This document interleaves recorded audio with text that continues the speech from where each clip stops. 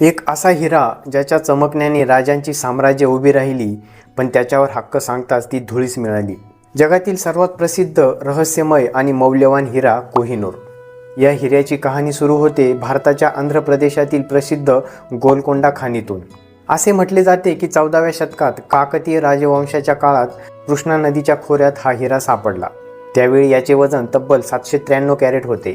सुरुवातीला हा हिरा भद्रकाली मंदिरातील देवीच्या डोळ्यात बसवला गेला, पण जेव्हा या हिऱ्यावर माणसाची नजर पडली तेव्हापासून सुरू झाला रक्ताने आणि षडयंत्राने भरलेला एक न संपणारा प्रवास. 14व्या शतकात दिल्लीचा सुलतान अल्लाउद्दीन खिलजीने दक्षिण भारतावर आक्रमण केले आणि काकतीय राजघराण्याकडून हा हिरा हिसकावून घेतला आणि इथेच सुरू झाला कोहिनूरचा शाप. खिलजीचा अंत अत्यंत वेदनादायी झाला आणि त्याचे साम्राज्य नष्ट झाले. यानंतर हा हिरा पोहोचला मुघलांच्या हातात.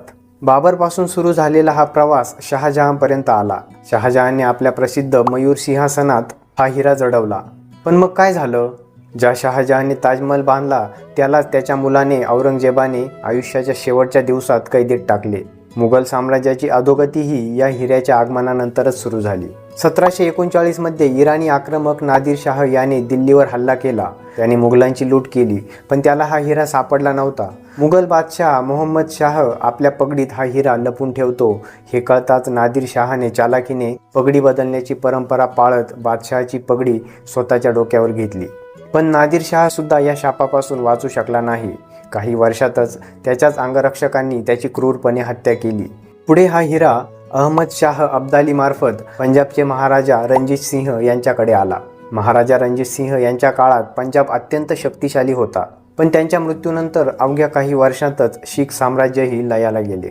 1849 मध्ये इंग्रजांनी पंजाबवर कब्जा केला आणि 11 वर्षांच्या बाल महाराजा दिलीप सिंह यांच्याकडून हा हिरा हिसकावून थेट ब्रिटनची राणी व्हिक्टोरिया हिला भेट म्हणून पाठवला.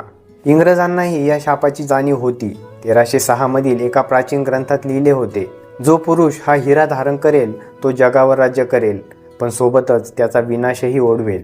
म्हणूनच ब्रिटिशांनी एक नियम बनवला, हा हिरा फक्त राणी किंवा महिलाच धारण करतील, कोणताही राजा नाही. ब्रिटनच्या राणीच्या मुकुटात सजल्यानंतर ब्रिटिश साम्राज्याचा सूर्य कधीही मावळत नसे. पण काळाच्या ओघात ब्रिटिश साम्राज्यही हळूहळू संपुष्टात आले आणि त्यांच्या सर्व वसाहती स्वतंत्र झाल्या. आज 5000 वर्षांचा इतिहास, अनेक राजांचे रक्त आणि साम्राज्याचे पतन स्वतःमध्ये सामावून घेणारा हा कोहिनूर लंडनच्या टावर ऑफ लंडनमध्ये शांतपणे ठेवलेला आहे. साम्राज्य आली आणि गेली, राजे मारले गेले, पण कोहिनूरची चमक आजवर जराही फिकी पडलेली नाही. धन्यवाद.